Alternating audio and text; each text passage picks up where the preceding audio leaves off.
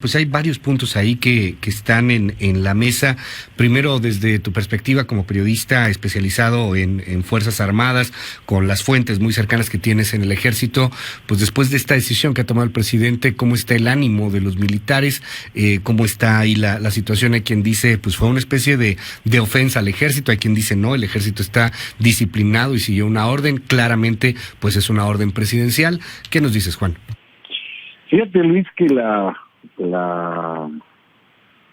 el sentir militar por sexenios ya, Luis, siempre ha habido un detalle en algún sexenio que a todas luces pues humilla o no hace quedar bien a los militares ante la sociedad, ante el gobierno, ante la opinión pública.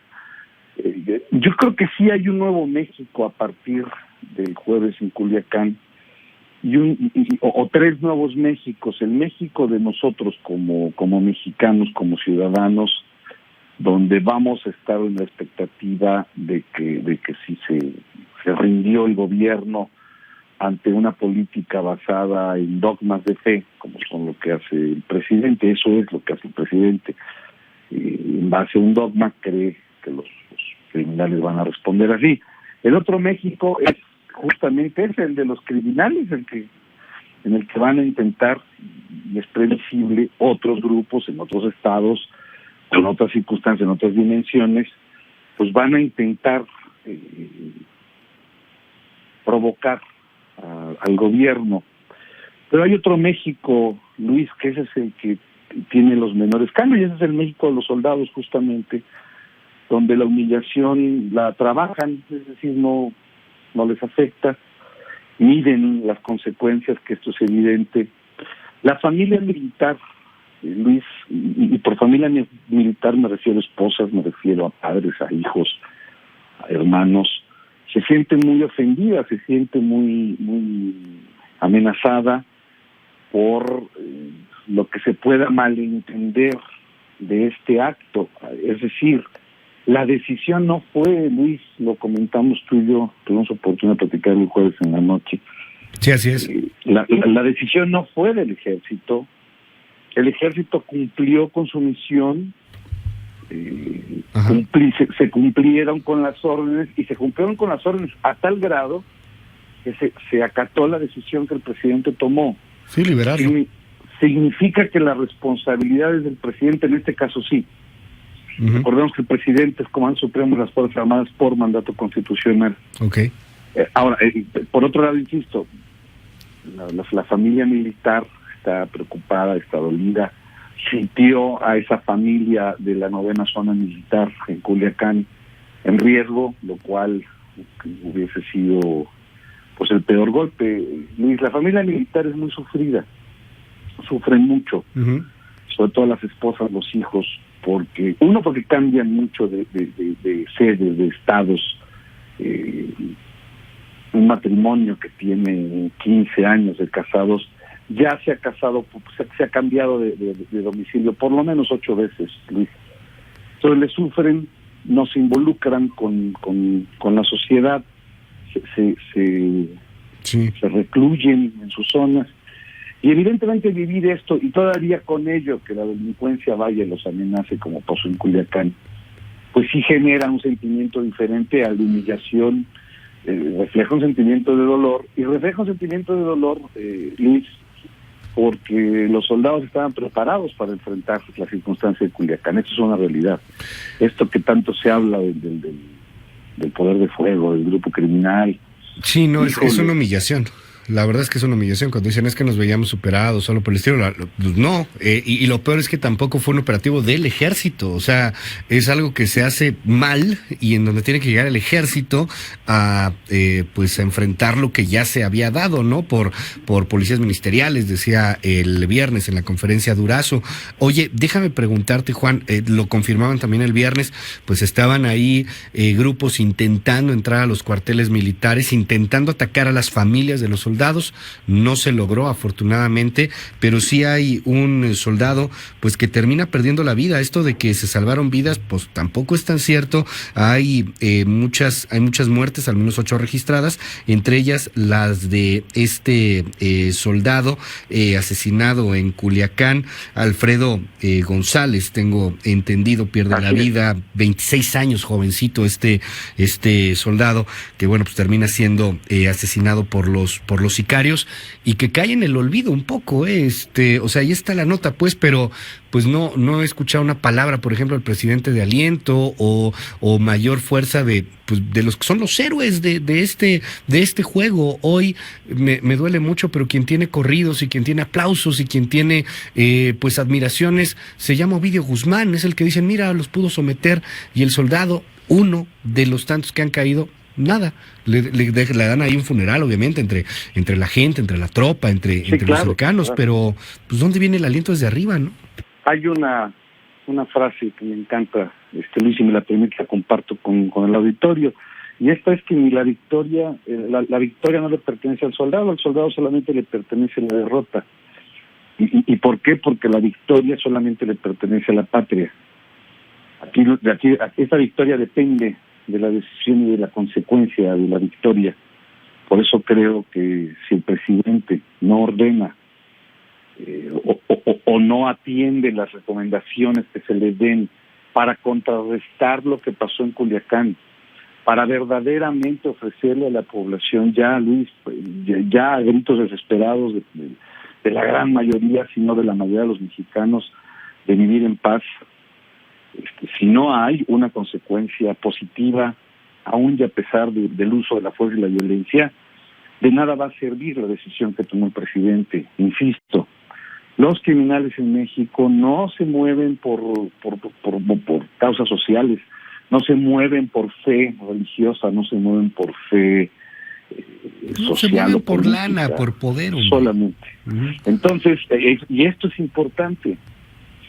Si por un lado el olvidado siempre va a ser el ejército, si por un lado el olvidado va a ser la Marina, la Marina Armada de México, entonces, ¿de qué estamos hablando? Porque si alguien no ha entendido, y lo digo con mucha responsabilidad, si el presidente no ha entendido que las Fuerzas Armadas deben de ser el último recurso de fuerza de un país, pero que en este caso en México son el único recurso que tiene el país para enfrentar las circunstancias, y ahí está la Guardia Nacional, pero una Guardia Nacional formada por militares. Si no se entiende así, vamos a entrar en una situación peor. Por eso insisto en que amaneció Nuevo México el viernes pasado, que se debe de comprender, que se debe valorar, que se debe de aprovechar la fortaleza que tienen los soldados de tierra, mar y aire, y no utilizarlos. Alguien me dirá, Juan, pues así siempre ha sido. Bueno, sí, porque hasta como mexicanos utilizamos a las Fuerzas Armadas. Sin embargo, insisto, si el presidente no ordena, si el presidente no cambia su forma, y mira, creo que habrá que reconocerle que en eso es inamovible, en la parte de cambiar la estrategia. Estoy de acuerdo con que la estrategia no traiga pérdida de vidas humanas. Sí. Pero con lo que no estoy de acuerdo es con que los criminales no lo entienden de esta forma, y va a haber que enfrentarlos con fuerza y con violencia. No soy bolero del desastre, Luis, pero eso va a pasar. Sí, pero no estamos hablando de que juegan con nada, ¿no? O sea, estamos hablando de no son carteristas ahí que no puede detener y solamente someter y tan se acabó. Estamos hablando de violencia de alto nivel de fuego. Veíamos las imágenes, pues ahí están, o sea, traen artilleros, traen ametralladoras sobre las camionetas.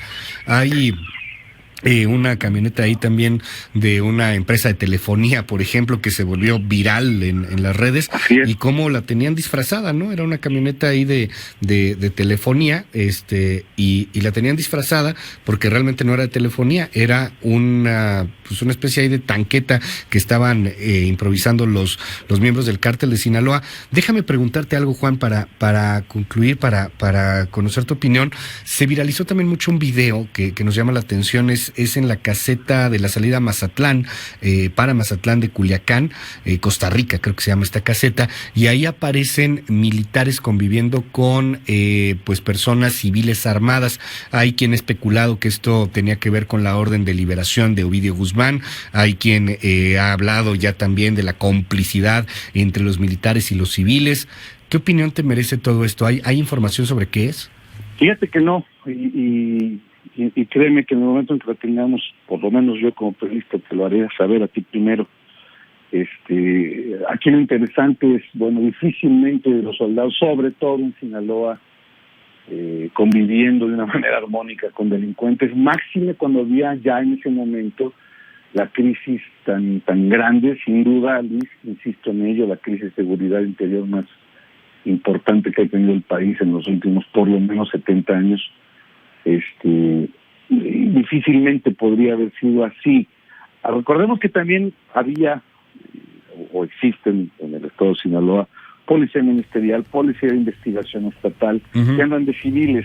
Sí, puede ser de inteligencia incluso, ¿no? Pudo haber sido, exactamente, pudo haber sido gases, pudieron haber sido gases del alto mando, pudo haber sido cualquier otra cosa que evidentemente también no se revela justamente por la secrecía de esto. Mira, Luis, rápidamente, se revelaron dos cosas graves el jueves pasado. La primera, que el cártel de Sinaloa, el cártel del Chapo, aprovecha para demostrar que Sinaloa está vivo, que Sinaloa es poderoso, que son varios grupos los que están ahí reunidos para defender su plaza. Dice su plaza, ellos no se meten con la gente.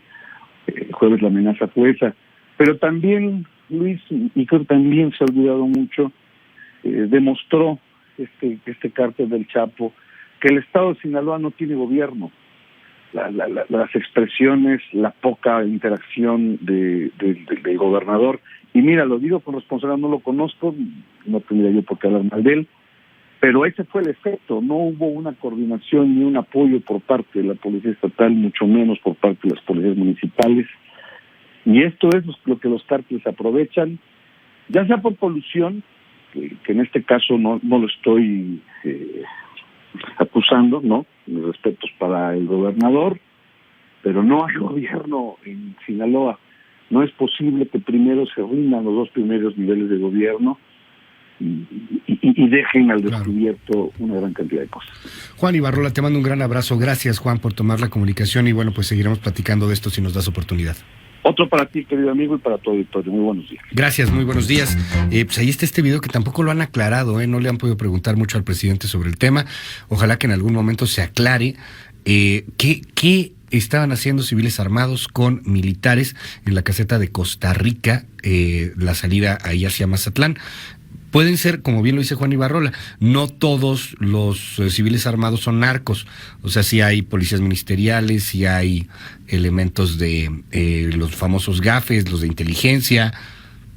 Puede ser. O que eran. Bueno, ahí le dejo el video. Lo estamos comentando desde el viernes. ¿Qué será esto? Le queremos preguntar ahí a Seguridad Pública, pues están solicitadas las entrevistas. Abierto el micrófono siempre en el mejor momento, cuando lo consideren. Están abiertos los micrófonos para poder platicar sobre el tema. ¿Qué estaban haciendo estos civiles armados con militares?